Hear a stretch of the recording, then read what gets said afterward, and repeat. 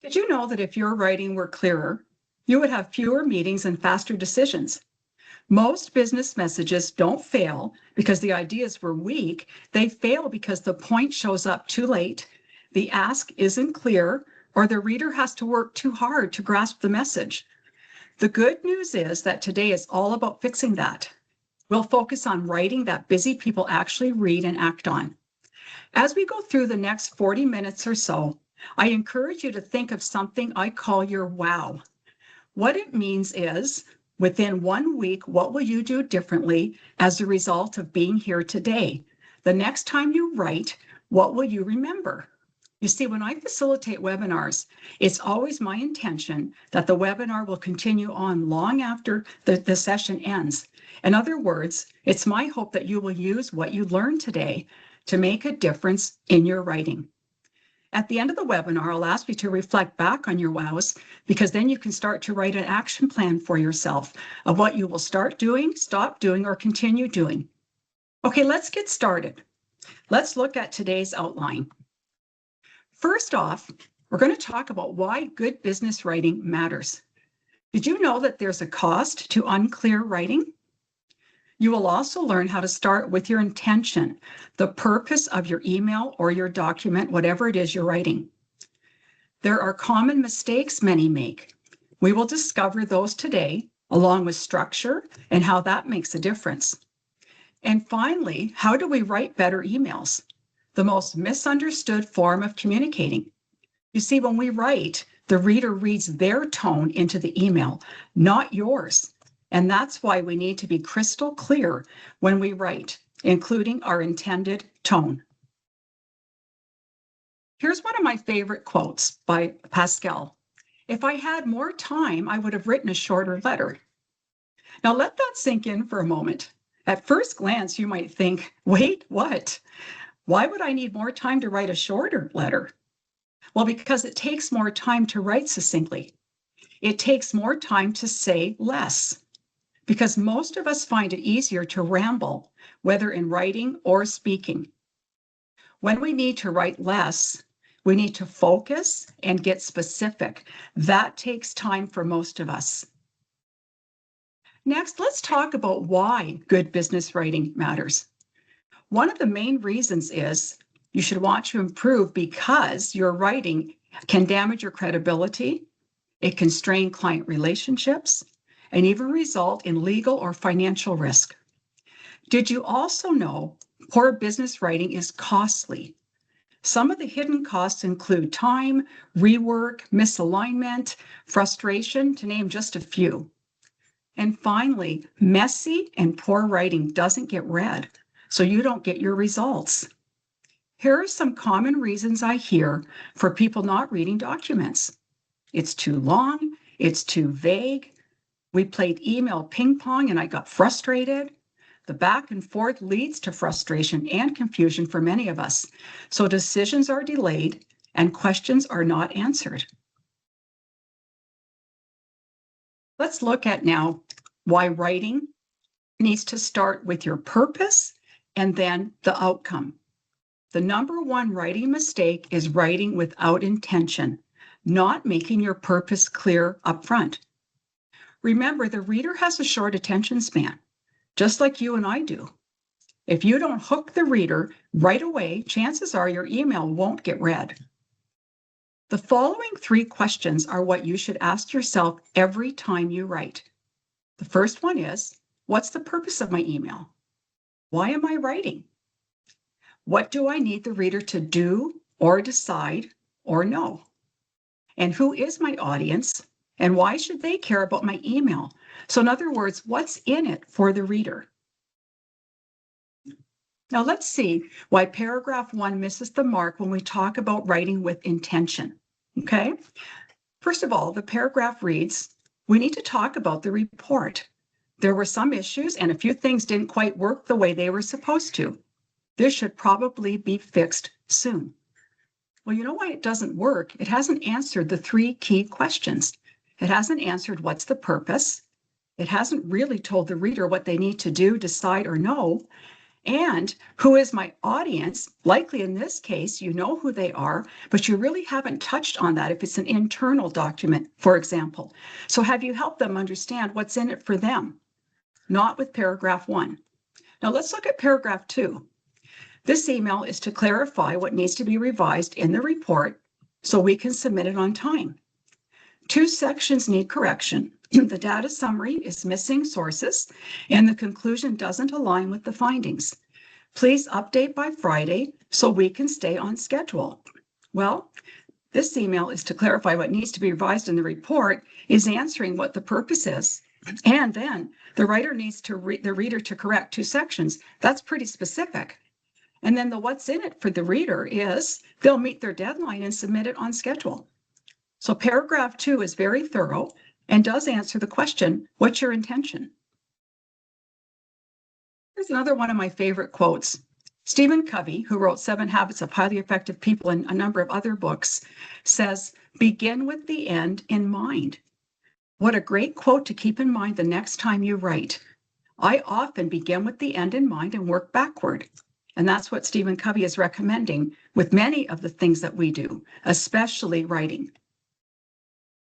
Here are some common business writing mistakes. And if you're like me, you'll see yourself in most of these.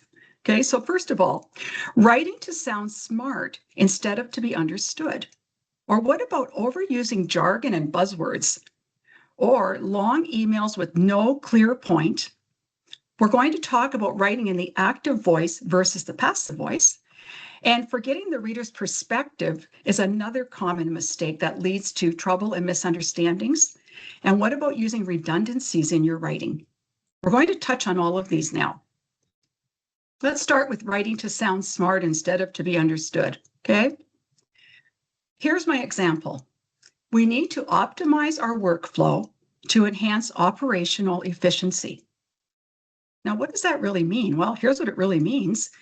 We should stop doing extra steps that waste time. So you know what?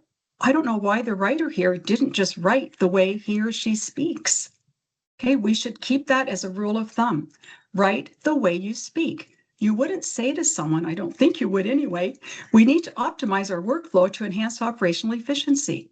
No, you would say it in much simpler terms. What about jargon and buzzwords? Well, they are rampant in most workplaces. They add extra words, which makes our writing longer, but add little value. A good way to determine if a buzzword is a buzzword is if you could swap it into any job or meeting description without changing the meaning, it's probably a buzzword. In fact, this is important. I do lots of hiring for clients, and if the resume includes lots of buzzwords, they tell me nothing about the applicant and certainly don't make the applicant stand out from others to me. The words are just fluff, and I read past them to get to the real stuff. So buzzwords are the glitter of language everywhere, hard to clean up and rarely necessary.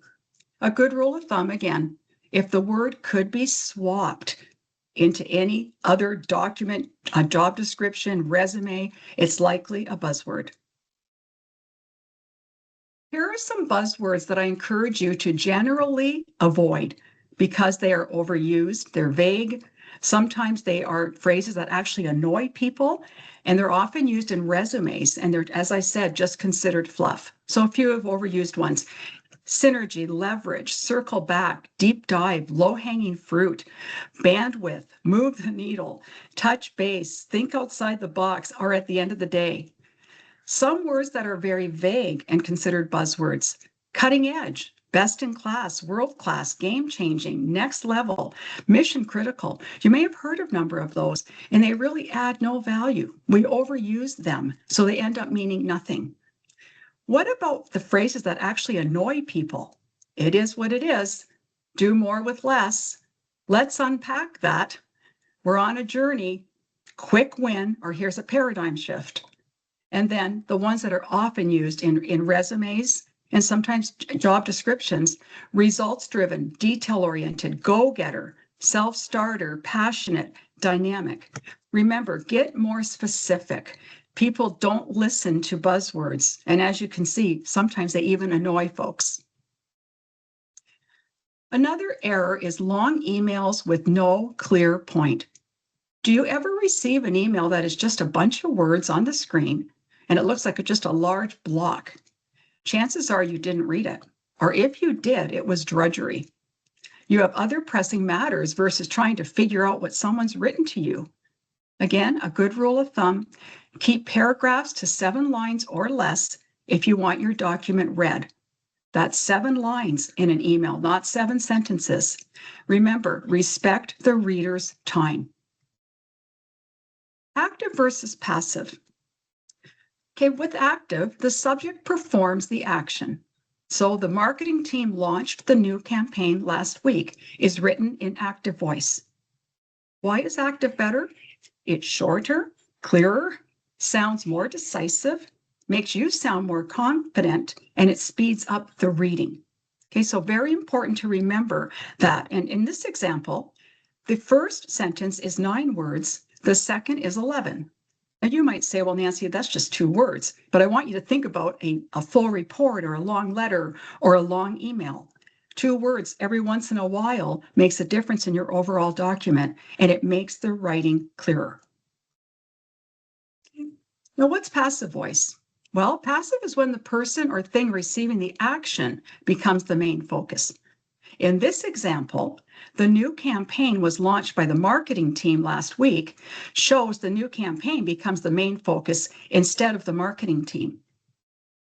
Now, there are times when passive writing makes sense. Here are a few.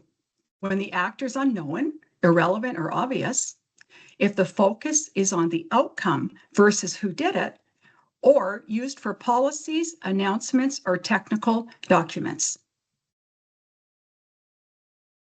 When you forget the reader's perspective, okay? It might sound something like this. As per our KPIs, we need to realign the synergies to optimize through by Q3. Very muddy and confusing. Try this instead. By the end of Q3, we need each team to work together more efficiently so we can complete projects faster and meet our deadlines. Redundancies, okay? Again, another issue with business writing.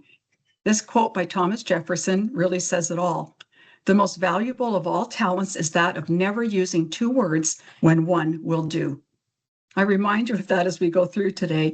Please remember, if you can say it in 1 word, don't say it in 10. By the way, whether you're speaking or writing, ramblers turn people off. Here are some redundancies in our writing. Advanced planning. Well, planning is in the future. So you don't have to say advanced, just say planning. End result. The result is in the end. Result works just fine. Basic fundamentals. Fundamentals are basic.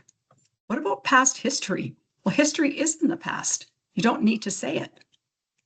Collaborate together. We don't collaborate apart. Free gift. A gift is free. And each and every one, which is used a lot, is incorrect. You're saying the same word twice. So just say each of you or every one of you is all that is needed. There are new rules of business writing, and every year or so, the grammar gods update these rules. So let's look at a few of them. Number 1, clarity wins.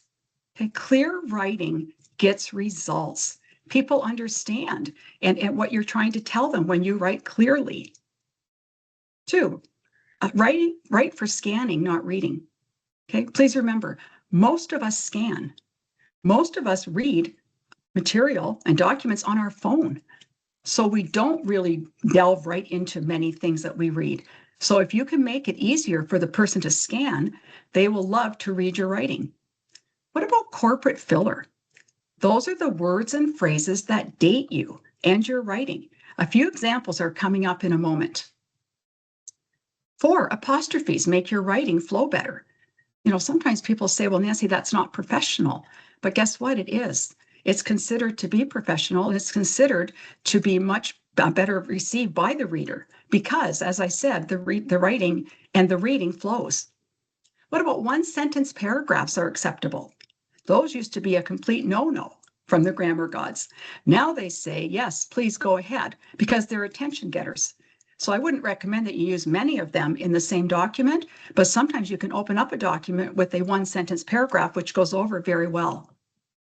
6, be direct and kind, not stiff and apologetic. Okay. And 7 is editing and proofreading. And by the way, you should spend about 30% of your time editing and proofreading.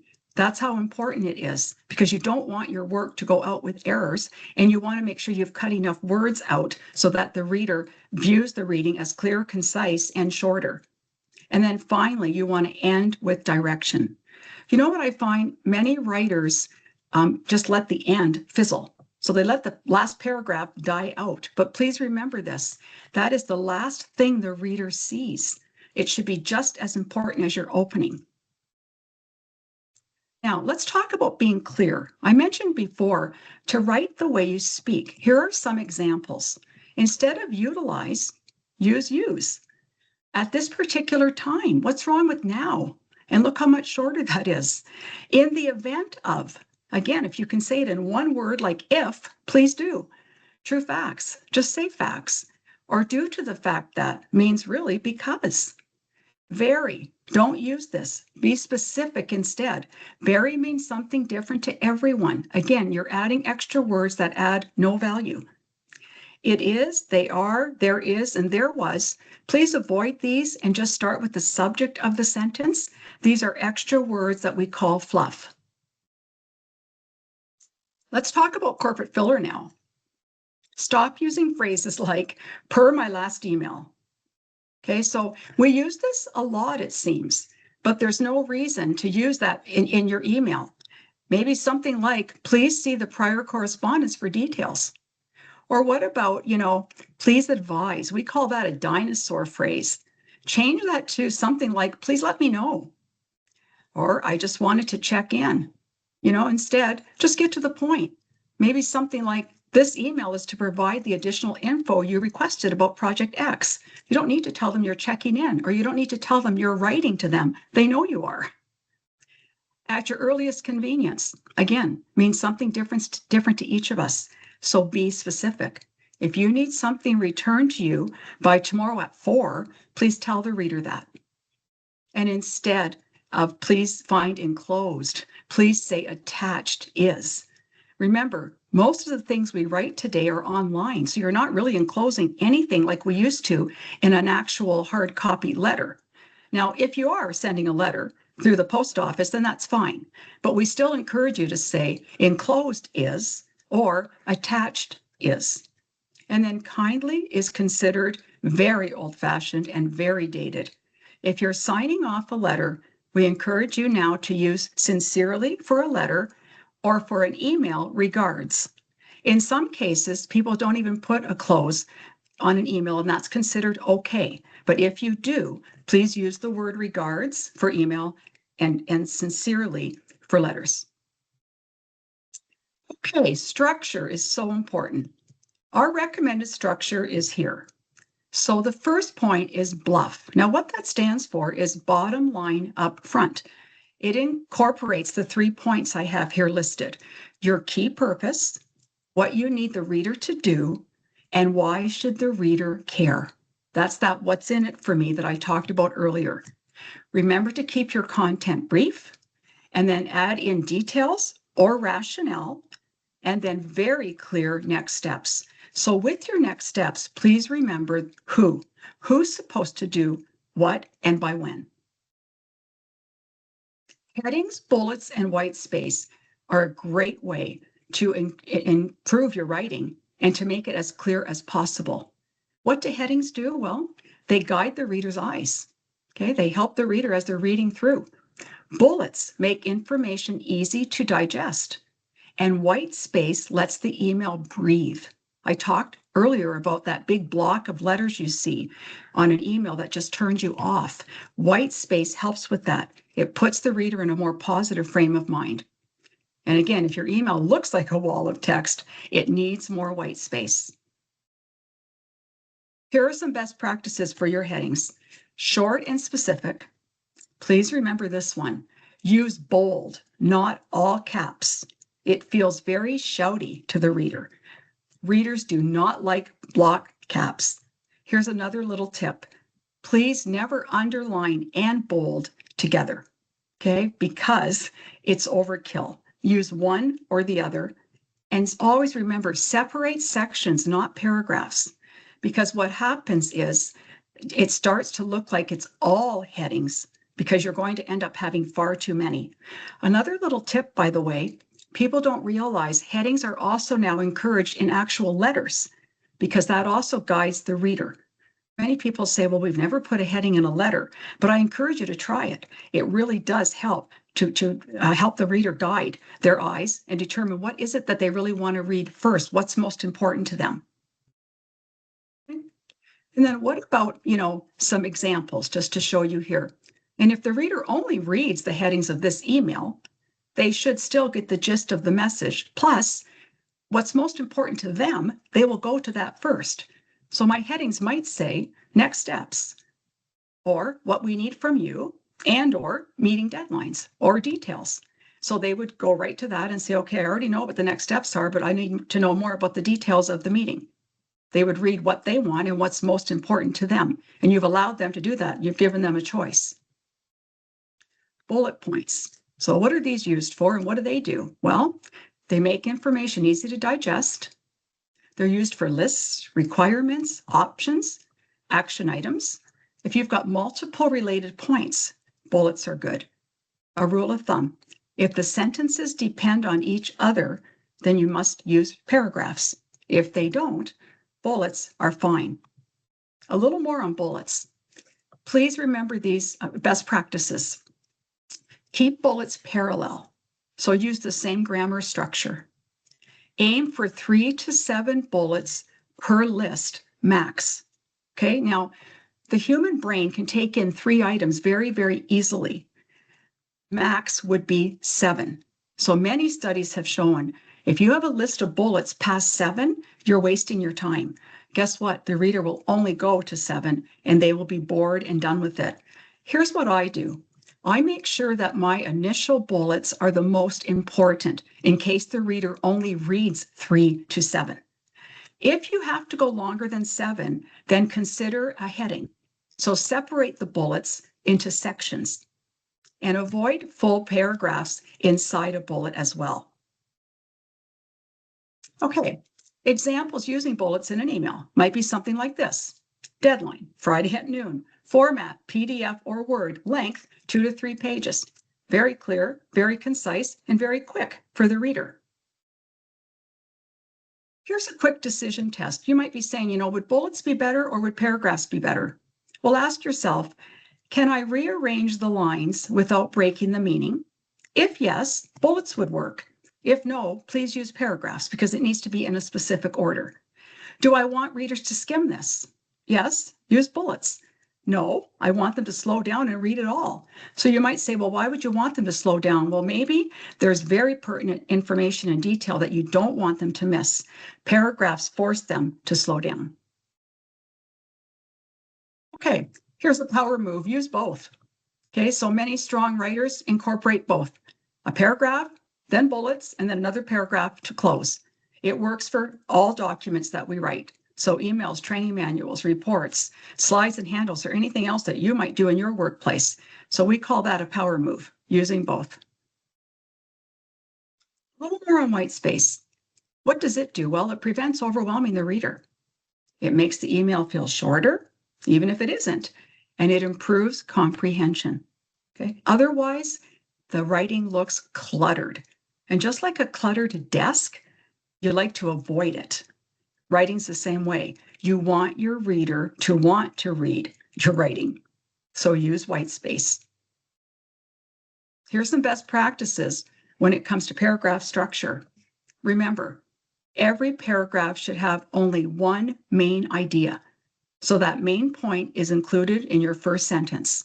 So what's this about? Then you're going to have 1 to 3 supporting sentences that support that main point. Remember, those could be bullets if it makes sense. And then your final sentence is your action or your close. So again, don't let it fizzle. Make sure you leave the reader with a bang. That's the last thing they remember about your writing. So remember, one idea per paragraph. As soon as the idea changes, it's a new paragraph. Shorter is better, and then lead with the conclusion, then repeat it in the close. Get right to the point. Remember, bottom line up front. Regardless of our personality dynamics, most of us want to know right away, what's this about and what do I need to do with it? And they don't want to have to sift through like a needle in a haystack to determine what it is you're asking of them. Make it easy. What about writing better emails as we start to wrap up today? We want to be faster and more effective when our emails are sent. So here are some points. One email, one purpose. Okay, again, don't muddy the water. Don't have several ideas in one email where people are saying, what's this about and what do I need to do with this? It causes frustration. Second, never send an email without a subject line. Back in the corporate world, I received about 300 a day. And remember, but without a subject line, it might have got missed because it didn't stand out to me. Your subject line should be like the heading in a newspaper. It should tell the reader what the email is about, and it should grab my attention. Start with purpose, outcome, request, or decision. Make the ask obvious. Again, what's this about? I've got 10 other emails to read. I want you to tell me so that I can get through yours quickly. Is a meeting better? Please remember, people are meeting to death, but sometimes meetings are better. If it's sensitive, if it's complicated, if it's involved, and you want to be able to answer questions right at the moment, it may be better as a meeting. But please always double check that because emails work just fine if written clearly and concisely. And end with a clear close. And then make sure that your next steps are clear and what your request is of the person is clear. Okay, as we wrap up today, I mentioned wows at the beginning. Give some thought now to what will you do differently as a result of being here today? So within 1 week, what will you remember the next time you write? And from there, I encourage you to create your own personal action plan. What will you start doing, stop doing, and continue doing as a result of what you've learned today? Thank you. I'll pass it back to Joy now. Thank you. Perfect, Nancy. Thank you so much for sharing that. I have a couple of things I'm going to go through. While I do that, if you want to put your questions in the chat, and then Nancy and I will take your questions. If you would like more information, if you're on our website, you can go to our courses menu and go down to writing in the second column under professional skills. Oh, there we go. And we have business writing that works level 1 and level 2. Level 1 goes through the fundamentals, the 5 C's of writing, and also the new writing rules, which we touched on in this presentation. Talks about writing messages in collaboration tools like Teams, text messages, effective emails. And then what you're going to notice in some of our courses like minute taking, business writing, our proofreading course is that we will have a technology section. So that's in level 2 of business writing.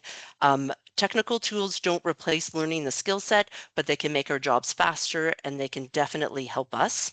If you notice here too, they are offered publicly. So if you're an individual or you have a small group, you can book training this way. If you would like to customize your training or have a bigger group, you can contact us about private training.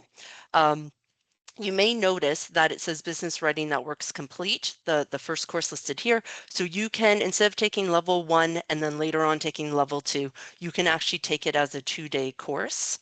And then there's a little bit of a cost difference, a little bit of savings there.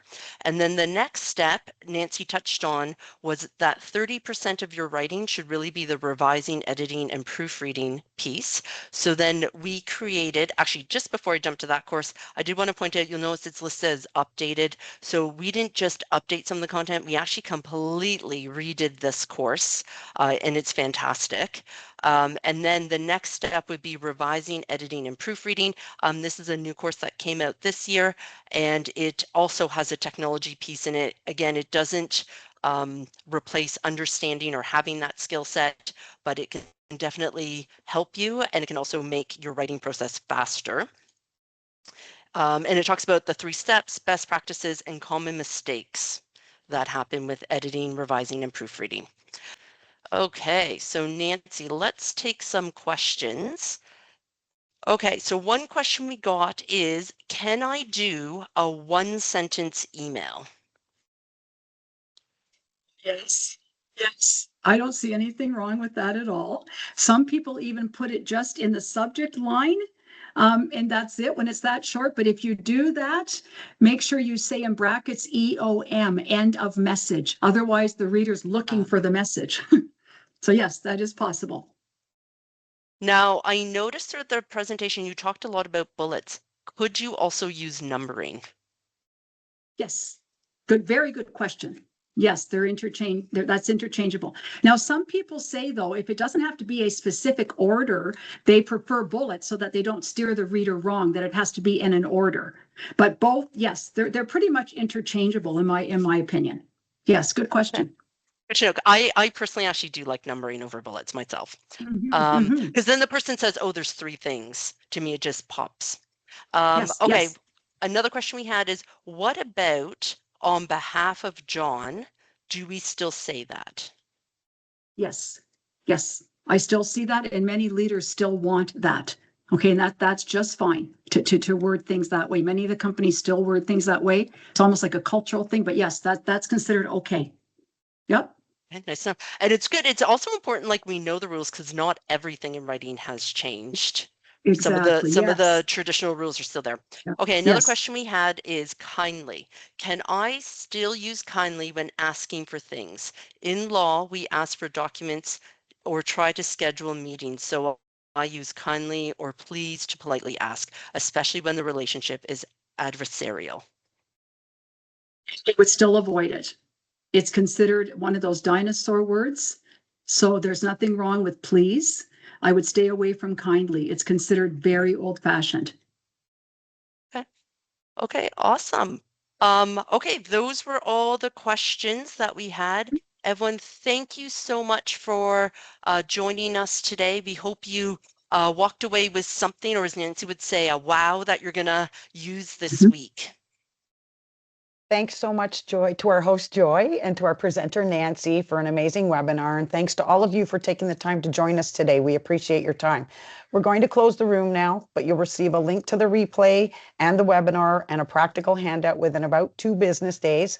I'll also include any links mentioned today and any items mentioned, as well as the timestamps for the answers to your questions. Until next time, stay inspired and have a fabulous afternoon. Bye for now. Bye, everyone.